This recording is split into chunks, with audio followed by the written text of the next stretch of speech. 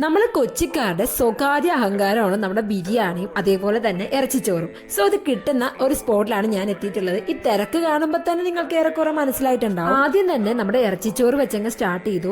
നിങ്ങൾ ഫോർട്ട് കൊച്ചി മട്ടാഞ്ചേരി ഭാഗത്തേക്കൊക്കെ വന്നു കഴിഞ്ഞാൽ ഇവിടെയുള്ള ഒട്ടുമിക്ക എല്ലാ കടകളിലും ഈ ഐറ്റം അവൈലബിൾ ആണ്. നല്ല ഫ്ലേവേർഡ് ആയിട്ടുള്ള റൈസും സോഫ്റ്റ് ബീഫും ഡേറ്റ്സ് അച്ചാറും സാലഡൊക്കെ കൂട്ടി കഴിക്കാൻ നല്ല ടേസ്റ്റ് ഉണ്ടായിരുന്നു. നിങ്ങൾ ഇതുവരെ ഇറച്ചിച്ചോറ് ട്രൈ ചെയ്തിട്ടില്ലെങ്കിൽ ഒന്ന് ഈ ഐറ്റം ട്രൈ ചെയ്യണം കേട്ടോ. പിന്നെ ഇവിടുത്തെ ബീഫ് ബിരിയാണിയാണ് ട്രൈ ചെയ്തത്. എനിക്ക് ഭയങ്കരമായിട്ട് ഇഷ്ടപ്പെട്ടു. നല്ല ഫ്ലേവറാണ്. പിന്നെ ഞാൻ എപ്പോഴും ഇതിനു മുന്നേ ഞാൻ മട്ടാഞ്ചേരിയിൽ എൻ്റെ കുറച്ച് ഫേവറേറ്റ് ഫുഡ് സ്പോട്ട് ഇട്ടിട്ടുണ്ട്. അതിനകത്തൊക്കെ ഞാൻ കോമൺ ആയിട്ട് പറയുന്ന ഒരു കാര്യമാണ് മീറ്റ്.